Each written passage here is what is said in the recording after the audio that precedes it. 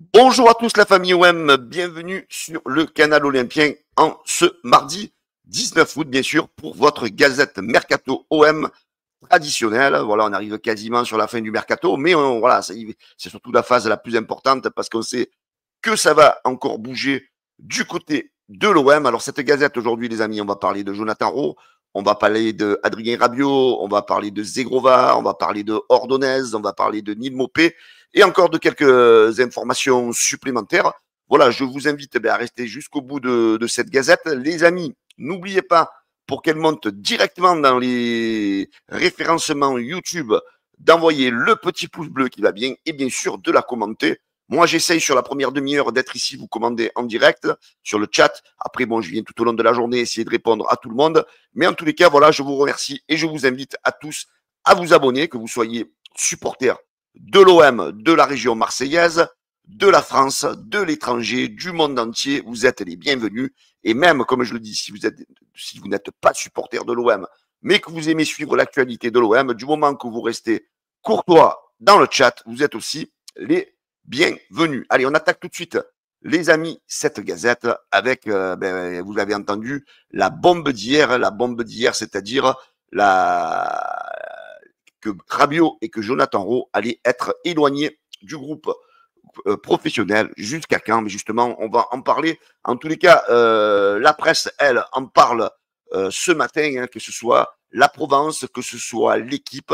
Eh ben, ça fait des titres. Du côté de la Provence, Rowe et Rabiot temporairement exclus sous tension, un OM sous tension, voilà, un OM qui se met un petit peu le feu hein, depuis le début de la saison. Hein. D'ailleurs, voilà, c'est un petit peu le titre de l'article de la Provence hein, que je vous conseille un petit peu d'aller lire. Et aussi un article intéressant d'Alexandre Jacquin, hein, le responsable des sports de la Provence, qui nous fait un article en disant « Bienvenue au Harakiri Football Club ». Voilà, on aime bien du côté de l'OM, les amis, se mettre le feu tout seul, surtout sur un début de saison. Voilà, on va justement y venir dans quelques minutes. Et bien sûr, du côté de l'équipe, bien sûr, on se régale aussi. Hein. On se régale, hein. On sait très bien que ce sont les premiers. Voilà, quand il faut un petit peu parler d'instabilité à l'OM, eh ben c'est facile de mettre les titres. Et là, le titre de l'équipe d'aujourd'hui, c'est un OM toujours électrique, bien sûr, avec en photo Adrien Rabiot, Jonathan Rowe et en fond Roberto De Zerbi et bien sûr Mehdi Benassia. Voilà, ben on va revenir justement, les amis, sur cet épisode d'hier. Hein. Donc hier, on a appris par RMC que Adrien Rabiot et Jonathan Rowe, ont été sanctionnés de leur altercation après le match à Rennes et sont temporairement exclus de l'équipe première. Voilà, donc hein, c'est surprenant parce que voilà, ça vient que quelques jours après. Alors on savait qu'il y avait eu un échauffouré, que les deux joueurs a priori s'étaient mis front contre front après le match, que Jonathan Rowe avait subi un petit peu des critiques de beaucoup de joueurs.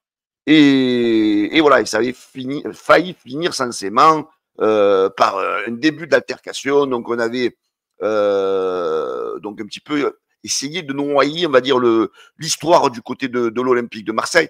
Et l'OM dans tout ça, donc après cette sanction, l'OM pourrait proposer à Adrien Rabiot et à Jonathan Rowe de s'amender et se faire pardonner en faisant un don à la fondation de l'OM. Voilà, hein, une punition un petit peu, voilà, pour essayer de calmer les trucs, faire une petite donation, voilà, ça calmerait peut-être un peu tout le monde.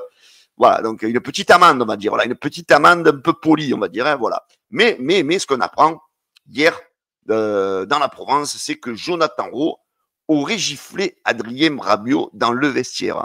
Voilà, c'est l'info qui est sortie dans la Provence. Et là, à partir de là, l'histoire, elle prend quand même une autre importance.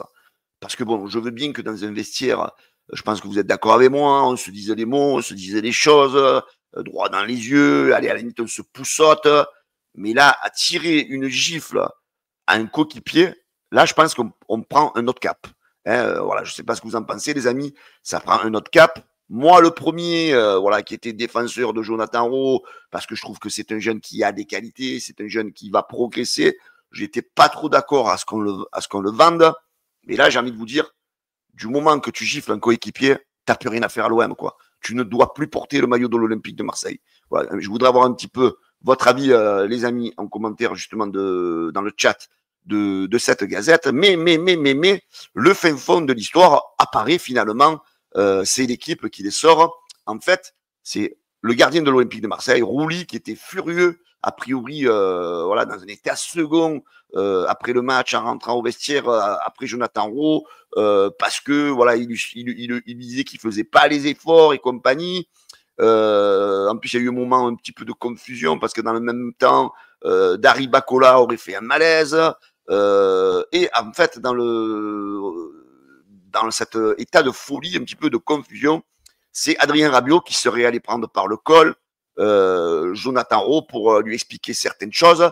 Donc l'anglais était sorti du vestiaire. Au moment du malaise de Bacola, il serait re-rentré, justement, et c'est là qu'il en serait venu aux mains et a tiré une gifle à Rabiot, et après les deux hommes se seraient battus et auraient été séparés de manière très difficile par Mehdi Benassia. Voilà le fin fond de l'histoire. Alors, il a mis une gifle à Rabiot, il n'a peut-être pas apprécié que Rabiot la chope par le cou, et après, voilà, ça a dégénéré. Voilà. Après, qui est le fautif?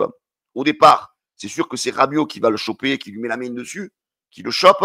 Après, lui, dans son excès de jeunesse, peut-être il n'a pas réfléchi, il est allé, il a mis une tarte. Voilà. Donc, et du coup, l'OM a sanctionné les deux joueurs. Qui est fautif, qui n'est pas fautif? Ils sont sans doute fautifs tous les deux. C'est pour ça que les deux ont été mis en punition. Mais en tous les cas, en ce qui concerne Jonathan Rowe, lui, on peut dire que son destin du côté de l'Olympique de Marseille est scellé. On sait qu'il faisait partie des joueurs potentiellement à partir cet été. Et là, donc, je pense que son départ va s'accélérer. Du coup, on sait que le joueur, et en plus, est suivi par plein de joueurs, par plein d'équipes, pardon. On sait que la Roma, des clubs de première ligue, le Bologne, ont déjà envoyé des offres à l'OM, a priori, et selon Fabrizio Romano, ils seraient intéressés par le joueur. À la vue de cette histoire, même si le joueur avait peut-être pas envie de quitter l'OM, là, je pense que ça va aller vite. Hein. Le joueur, sans doute, va vouloir quitter l'Olympique de Marseille rapidement. Le dossier devrait avancer rapidement. Bologne attend une réponse, attend même une réponse selon le journaliste italien Di Marzio, attendrait une réponse de l'anglais, et même du côté de la Gazzetta dello Sport, l'AS Roma se penche désormais sur le dossier de Jonathan Rowe, avec l'hésitation d'une éventuelle arrivée de Sancho. Alors je crois que même il aurait refusé. Donc voilà pourquoi le dossier Jonathan Rowe, les amis, devrait s'accélérer. Donc c'est certain que pour le match contre le PFC de ce week-end, Jonathan Rowe, à mon avis, c'est terminé l'OM. Je pense que le week-end dernier, c'était la dernière fois qu'il portait l'Olympique de Marseille. Mais moi, voilà, je voudrais avoir un petit peu les conséquences mentales sur Adrien Rabiot. C'est vrai que on aurait normalement, je pense, que l'OM va faire une réduction de peine, entre guillemets, à Rabiot, parce qu'on ne peut pas se passer d'un élément clé comme Adrien Rabiot, même si sur le dernier match, il n'a pas été bon. Mais lui, comment va-t-il vivre ça de l'intérieur, cette punition? J'ai un joueur quand même expérimenté comme lui, qui se dit, voilà, on me punit, moi j'essaie de tout donner, de remettre les jeunes sur le droit chemin, peut-être c'est pas la bonne manière. Mais voilà, alors est-ce qu'il va prendre son rôle peut-être plus en délitant, plus facilement, et de plus mêler derrière et dire, moi je fais mon jeu et je m'en branle, en dilettante, voilà, en dilettante, c'est le mot que je cherchais, et ou alors, même pire, est-ce qu'il va pas demander à quitter l'OM? Voilà, moi, c'est ce qui me fait peut-être un peu peur aussi, qu'Adrien Rabiot, avec cette histoire, puisse lui aussi demander, on est dans les 15 derniers jours, pourquoi pas recontacter un club qui le voulait et éventuellement quitter l'OM. Voilà, donc un début de saison, on va dire vraiment catastrophique de l'Olympique de Marseille en termes d'ambiance dans le groupe, alors que rien ne le laissait penser pendant les matchs de préparation. Et là, cette défaite à Rennes a fait, on va dire, imploser le groupe. Donc j'espère que ça va vite se rétablir, parce qu'un autre résultat qu'une victoire contre le PFC ce week-end donc engendrerait, je pense, des conséquences encore plus importantes. Donc affaire à suivre. Donc comme je vous disais, Jonathan Rowe est plus que jamais sur le départ du côté de l'OM. Un autre joueur, les amis, qui devrait quitter l'Olympique de Marseille, c'est Neal Maupay, devrait quitter l'OM d'ici la fin du mercato. Lille, Nice et Udinese seraient intéressés par le joueur selon RMC. Voilà, hein, on sait que Neal Maupay voilà, ne devrait pas s'éterniser du côté de l'OM, mais aux dernières nouvelles, il y aurait, les amis, même le Stade Rennais qui serait a priori un petit peu, aurait posé des questions sur l'avenir de Neil Maupay et pourrait être intéressé par une éventuelle arrivée de l'attaquant marseillais qui pourrait même être facilité éventuellement déjà par les arrivées de Rongier et de Merlin, voilà, qui pourraient parler aux joueurs. En tous les cas, voilà, Neil Maupay devrait lui aussi quitter l'OM avant la fin du mercato. Alors, un autre dossier, les amis, c'est le dossier Ordonez. Donc, on sait que les dirigeants de l'Olympique de Marseille avaient a priori accéléré sur ce dossier-là. Les dirigeants avaient même amélioré les modalités de paiement et de primes pour le joueur et le club belge. Et il s'était annoncé que l'Équatorien devrait signer son contrat ce week-end. Ben, on est mardi, les amis.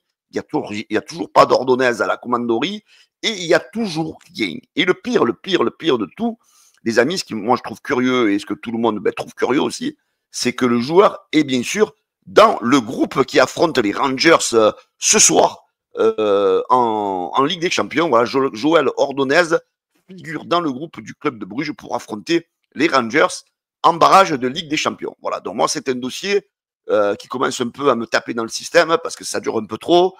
L'OM et je pense que Mehdi Benassia est en train de trop passer d'énergie dans ce dossier et peut-être oublier éventuellement d'autres pistes moins coûteuses et peut-être qui auraient été bouclées depuis longtemps. Alors j'ai envie de dire que nos amis belges sont bien gentils, mais il va falloir peut-être passer à autre chose si le dossier ne se clôture pas dans les prochains jours. Alors, justement, l'autre dossier du jour, c'est Zegrova.